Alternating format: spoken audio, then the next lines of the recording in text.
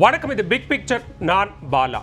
பல்வேறு எதிர்க்கட்சிகள் ஆளும் பாரதிய ஜனதா கட்சி மீதான ஒரு பிரதான குற்றச்சாட்டை முன்வைக்கும். அது மத்திய அரசினுடைய விசாரணை அமைப்புகள் மூலமாக சிபிஐ மற்றும் அமலாக்கத்துறையினுடைய விசாரணை வளையங்களுக்குள் வரக்கூடிய வழக்குகளில் சிக்கக்கூடிய தலைவர்கள் பாரதிய ஜனதா கட்சியால் அவர்கள் தூய்மையானவர்களாக புனிதமானவர்களாக ஆக்கப்பட்டு அவர்கள் பாரதிய ஜனதா கட்சியிலேயே இணைந்து கொள்வது அல்லது அவர்களுடைய கட்சிகள் என்டிஏ கூட்டணியில் இணைந்து கொள்வது அப்படிங்கிற குற்றச்சாட்டை தேசிய கட்சியான காங்கிரஸ் தொடங்கி தமிழ்நாட்டில் திமுக மற்றும் திமுகவினுடைய கூட்டணி கட்சிகள் பல்வேறு மாநிலங்களில் இருக்கக்கூடிய எதிர்க்கட்சிகள்னு பரவலா எல்லாரும் சொல்லக்கூடிய ஒரு குற்றச்சாட்டாக இது இருந்து வருகிறது. இப்போ நம்ம பார்க்கக்கூடிய ஒரு டேட்டா அப்படிங்கிறது 2014 தொடங்கி 2024 வரைக்குமாக பல்வேறு மாநிலங்களில் சிபிஐ அமலாக்கத்துறை போன்ற விசாரணை அமைப்புகள் மூலமாக வழக்குகளில் சிக்கி மாற்று கட்சிகளிலிருந்து அவர்கள் பாஜகவில் இணைந்து முக்கியமான பொறுப்புகளை பெற்ற தலைவர்கள் தொடர்பான விவரங்களையும்,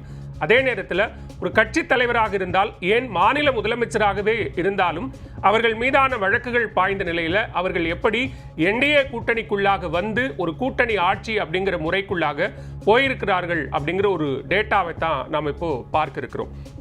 அதில் 2014 to 2024 அப்படின்னு பார்க்கும்போது அந்த டேட்டாவை பொறுத்த வரைக்கும் 2015 ஆகஸ்ட் மாதம் இமந்த பிஸ்வ சர்மா மீது ஒரு வழக்கு என்பது போடப்படுகிறது. அவர் காங்கிரசினுடைய முக்கியமான ஒரு தலைவராக அவர் அறியப்படுகிறார். அவர் மேலே போடப்பட்ட வழக்கு என்பது சாரதா ஸ்கேம் அப்படிங்கிற அந்த வழக்கு, அந்த ஊழல் வழக்கு தொடர்பான விசாரணை. ஸோ அந்த வழக்கின் மூலமாக அவர் சிபிஐ மற்றும் அமலாக்கத்துறையினுடைய வழக்குகளுக்கு உள்ளாகிறார். அந்த வழக்குகளுக்கு பிறகாக அவர் நேரடியாக பாரதிய ஜனதா கட்சியில் இணைகிறாரு. அவருக்கான ஒரு முக்கிய பொறுப்பு என்பது வழங்கப்படுது அப்படிங்கிறதையும் நம்ம பார்க்கிறோம். இது 2014 தொடங்கி 2015 வரைக்கும் இடி மற்றும் சிபிஐ பல நேரங்களில் ரெய்டு மற்றும் விசாரணை நடத்துகிறாங்க. அவருக்கு சம்மன் அனுப்பி விசாரணைகள் நடத்தப்படுது. அதற்கு பிறகா அந்த வழக்கினுடைய நிலை என்ன அப்படின்னு பார்த்தோம்னா, ஆங்கிலத்தில் ஸ்டால்டு அப்படின்னு குறிப்பிடுறாங்க. ஸ்டால்டு அப்படின்னா அது ஸ்தம்பித்து விட்டது, அந்த வழக்கு அப்படியே ஸ்தம்பிச்சு போச்சு அப்படிங்கிறது தான் இப்போதைக்கு அந்த வழக்கினுடைய ஸ்டேட்டஸாக இருக்கிறது. அது ஒரு இன்ஆக்டிவ் கேஸ், இன்ஆக்டிவ் அப்படிங்கிற நிலைமையில தான் அந்த வழக்கு இருப்பதை நாம பார்க்கிறோம். அதுக்கு அடுத்ததான் நம்ம பார்த்தோம் அப்படின்னா சுவேந்து அதிகாரி திரிணாமுல் காங்கிரஸ் கட்சியினுடைய ஒரு முக்கியமான முகமாக அறியப்படக்கூடியவர் மேற்கு வங்கத்தில். அவர் மீது போடப்பட்ட வழக்கு என்பது நாரதா அப்படிங்கிற ஒரு ஸ்டிங் ஆபரேஷன் நடக்குது. அந்த கேஸும் அதே போன்று இமந்த பிஸ்வா சர்மா தொடர்புடைய அந்த சாரதா ஸ்கேம் அந்த வழக்குகளும் கூட இவர் மீது இருக்கிறது. அதே போன்று சிபிஐ மற்றும் இடி அப்படிங்கிற அந்த விசாரணை வளையத்துக்குள்ள சுவேந்து அதிகாரி சிக்கிறாரு. அது 2019 2020 காலகட்டத்தில் இந்த விசாரணைகள் என்பது நடக்குது. அதே போன்று ரெய்டு அப்படிங்கிறதும் நடக்குது.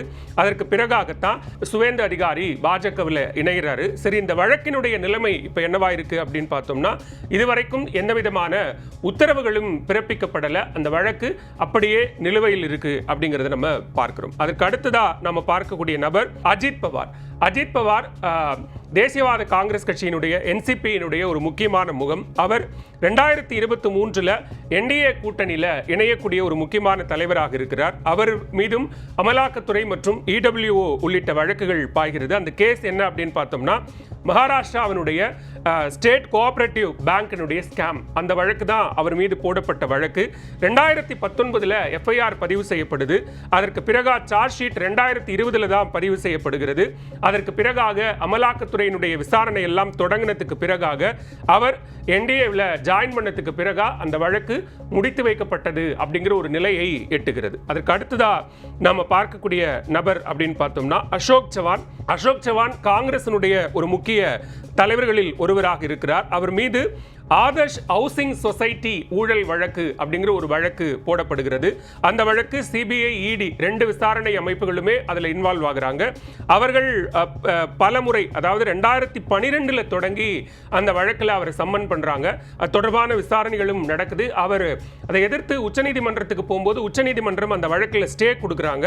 அதற்கு பிறகு சிபிஐ வந்து அந்த வழக்கை எப்போ முடிக்கிறாங்க அப்படின்னு பார்த்தோம்னா, அசோக் சவான் பாஜகவில் இணைந்த பிறகாக அந்த வழக்கை சிபிஐ முடித்து வைக்கிறாங்க. ஸோ இது ஒன்று. அடுத்ததா நம்ம பார்க்கக்கூடியவர் பிரஃபுல் பட்டேல். பிரஃபுல் பட்டேலும் நம்ம முன்னாடி பார்த்த அஜித் பவாரை போல தேசியவாத காங்கிரசினுடைய ஒரு முக்கியமான முகம்.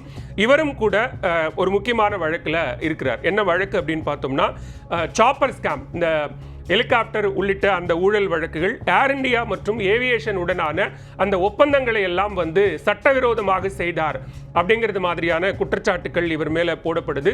இங்கேயும் சிபிஐ, இடி ஆகிய 2 விசாரணை அமைப்புகளும் இது உள்ளர வராங்க. 2017 தொடங்கி 2023 வரைக்கும் இந்த கேஸ் நடக்குது. ஸோ எப்ப இது மாறுது அப்படின்னு பார்த்தோம்னா அவர் பாஜகவுக்கு வந்த பிறகாக அவர் மீதான அந்த வழக்குகள் அப்படிங்கிறது நீர்த்து போகக்கூடிய ஒரு நிலையை எட்டுகிறது. ஸோ அடுத்ததா நம்ம பார்க்கக்கூடிய நபர் தபாஸ் ராய். தபாஸ் ராயை பொறுத்த வரைக்கும் அவரும் திரிணாமுல் காங்கிரஸ் கட்சியினுடைய ஒரு முக்கிய தலைவராக இருக்கிறார். அவர் Bengal construction, Narada scam, Rose Valley ஆகிய 3 வழக்குகளில் அவர் சிக்குகிறார். அந்த 3 வழக்குகள்லையும் இடி, சிபிஐ உள்ளிட்ட 2 அமைப்புகளுமே அது உள்ளர வராங்க. அதற்கு பிறகாக 2022 தொடங்கி 2023 வரைக்குமாக அதில் நடவடிக்கைகள் என்பது எடுக்கப்படுகிறது. அதற்கு பிறகாக 2024 அவர் பாஜகவில் இணைந்து விடுகிறார். ஸோ அடுத்ததான் நம்ம பார்த்தோம் அப்படின்னா காங்கிரஸ் மற்றும் மதச்சார்பற்ற ஜனதாதளம், முதல்ல காங்கிரஸ்ல இருந்துட்டு அதுக்கப்புறம் மதச்சார்பற்ற ஜனதாதளம் கட்சிக்குள்ள வரக்கூடிய ஸ்ரீராமுலு, அவர் மேல 2019 அவர் பிஜேபியில் ஜாயின் பண்றாரு. அவர் மேல என்ன வழக்கு அப்படின்னு பார்த்தோம்னா பாலக்கேரி அயன் ஓர் ஸ்கேம் அப்படிங்கிற ஒரு ஊழல் வழக்கு. அந்த ஊழல் வழக்கை சிபிஐ விசாரிக்கிறாங்க. அந்த சிபிஐ விசாரணை 2013 தொடங்கி 2017 வரைக்கும் நடக்குது. அதற்கு பிறகாக அவர் பாஜகவில் இணைந்து விடுகிறார். ஸோ அதற்கு அடுத்துதான் நம்ம பார்த்தோம் அப்படின்னா முகுல் ராய், அவரும் திரிணாமுல் காங்கிரஸ் கட்சியினுடைய ஒரு முக்கியமான முகம். 2017 சாரதா சிட்ஃபண்ட் மற்றும் நாரதா ஸ்கேம் கேஸ், இந்த கேஸ்ல தான் அவரும் இன்வால்வ் ஆகிறாரு. அது 2018 அந்த வழக்கு முடிவதாக சொல்லப்படுகிறது. ஆனா அவர் பாஜகவில் ஜாயின் பண்ணிடுறார். 2019 அவர் பாஜகவில் இணைஞ்சிடுறார். அதுக்கப்புறம் நாராயண ராணே, இவரும் ஒரு முக்கியமான முகம். காங்கிரஸ்ல இருந்துட்டு அதற்கு பிறகாக சிவசேனாவுக்கு வந்த ஒரு தலைவர். அவர் மேல இருக்கக்கூடிய கேஸ் அப்படின்னு பார்த்தோம்னா மகாராஷ்டிரா அங்க இருக்கக்கூடிய ஒரு குடியிருப்பு அமைப்புகள், அந்த மாதிரியான ஒரு கேஸ். அது மட்டும் இல்லாம அவிஞா குரூப் அப்படிங்கிற மற்றொரு ஊழல் வழக்கும் அவர் மேல போடப்படுது. இதை விசாரித்தது சிபிஐ. 2017 to 2018 காலகட்டத்தில் அந்த வழக்கினுடைய விசாரணைகள் நடைபெறுகிறது. அவர் 2019 பிஜேபியில் இணைஞ்சிடுறார். ஸோ அடுத்ததாக நம்ம பார்க்கக்கூடிய தலைவர் ஜெயநாராயண் மிஸ்ரா. இவர் காங்கிரஸ் கட்சியினுடைய மூத்த முன்னணி தலைவர்களில் ஒருவர். இவர் மேல போடப்பட்ட வழக்கு ஒடிஷா மாநிலத்தினுடைய நிலக்கரி வழக்கு, கோல் ஸ்கேம்.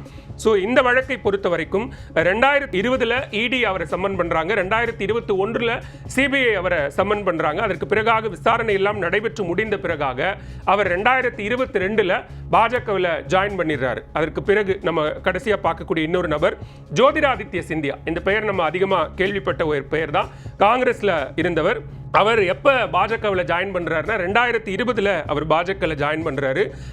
லேண்ட் டீல்ஸ், நில மோசடி வழக்கு, அப்புறம் பிடபிள்யூடி ஸ்கேம் அப்படிங்கிற 2 வழக்குகள். இந்த மோசடி தொடர்பா சிபிஐ, இடி ஆகிய 2 விசாரணை அமைப்புகளுமே விசாரிக்கிறாங்க. இந்த விசாரணைகள் நடைபெற்று கொண்டிருந்த போதே அவர் 2020 மார்ச் மாதம் பாஜகவில் ஜாயின் பண்ணதுக்கு பிறகாக அவர் மீதான அந்த வழக்குகள் என்பது நீர்த்து போகிறது அப்படிங்கிற ஒரு சூழலை எட்டுகிறது. ஸோ 2014 தொடங்கி 2024 வரைக்கும் பல்வேறு மாநிலங்கள்ல, மகாராஷ்டிரா, ஒடிஷா, மேற்கு வங்கம் அப்படின்னு பல்வேறு மாநிலங்கள்ல இந்த மத்திய புலனாய்வு விசாரணை அமைப்புகளுக்கு உள்ளாக வந்தவர்கள், அவர்கள் எதிர்க்கட்சிகள் சொல்வதை போல அவர்கள் புனிதமாக்கப்பட்டு விட்டார்கள் அப்படிங்கிற ஒரு நிலையை எட்டுது. ஏற்கனவே எம்பிக்கள் கேட்டுக்கொண்டதன் அடிப்படையில் மத்திய அரசு நேரடியாக நாடாளுமன்றத்தில் ஒரு புள்ளி விவரத்தை தாக்கல் செய்தார்கள். அது இடி, அமலாக்கத்துறை, மத்திய அமலாக்கத்துறை, என்ஃபோர்ஸ்மெண்ட் டைரக்டரி தாக்கல் செய்யக்கூடிய அந்த வழக்குகளில் எவ்வளவு வழக்குகள் விசாரணைக்கு உள்ளாகி இருக்கிறது, அந்த வழக்குகள் மூலமாக எத்தனை பர்சன்டேஜ் கேசஸ்ல இதுவரைக்கும் தீர்ப்புகள் வாங்கி கொடுக்கப்பட்டு நடவடிக்கை எடுக்கப்பட்டு அவர்கள் தண்டனைக்கு உள்ளாகி இருக்கிறார்கள் அப்படின்னு பார்த்தா அந்த சதவீதம் என்பது மிக மிக குறைவா இருக்குது. 0.4% அப்படிங்கிற அளவுக்கு தான் அதனுடைய அந்த ரேட், சக்சஸ் ரேட் அப்படிங்கிறது இருக்கு அப்படிங்கிற ஒரு விவரத்தை மத்திய அரசே நாடாளுமன்றத்தில் தாக்கல் செய்த விஷயங்கள்லாம் இன்னும் அப்படியே ரெக்கார்டாக தான் இருக்கு. ஸோ இந்த சூழல்ல எதிர்க்கட்சிகள் வைக்கக்கூடிய குற்றச்சாட்டை நிரூபிக்கக்கூடிய வகையில் இந்த டேட்டாக்கள் இருக்கா? 2014 to 24 இந்த 10 ஆண்டுகளில் இத்தனை மாற்றுக் கட்சி தலைவர்கள் வழக்குகளில் சிக்கி மத்திய விசாரணை அமைப்புகள் மூலமாக விசாரணைக்கும் நடவடிக்கைகளுக்கும் உள்ளாகி அவர்கள் பாஜகவில் இணைந்த பிறகு அந்த வழக்குகள் தொடர்ந்து விசாரிக்கப்படாமலோ அல்லது முடித்து வைக்கப்பட்டோ அல்லது அந்த வழக்குகள் இல்லாமல் போவது, காணாமல் போவது அப்படிங்கிற ஒரு நிலையை எட்டியிருக்கிறார்களா அப்படிங்கிற கேள்விகள் தற்போது எழுந்திருக்கிறது. ஸோ இனிவரும் காலங்களில் அரசியல் சூழல்களின் அடிப்படையில் விசாரணை அமைப்புகள் என்பது ஒரு தன்னாட்சி அதிகாரம் பெற்றது. அவர்களுக்கான நிறைய சுதந்திரங்கள் இருக்கிறது.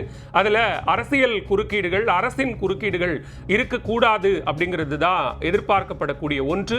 அந்த வகையில் ரொம்ப டிரான்ஸ்பரண்டா, வெளிப்படைத்தன்மையோடு இந்த விசாரணை அமைப்புகளினுடைய சூழல் என்பது இருக்குமா? வேறு எந்த அரசியல் கட்சியும் இனிவரும் நாட்களில் இது போன்று வழக்குகள் மூலமாக நேரடியாக பாரதிய ஜனதாவுடனோ அல்லது பாஜகவினுடைய தேசிய ஜனநாயக கூட்டணிக்குள்ளாகவோ இணையாமல் இருக்கக்கூடிய சூழல் வருமா அப்படிங்கிறத பொறுத்திருந்து பார்க்கலாம்.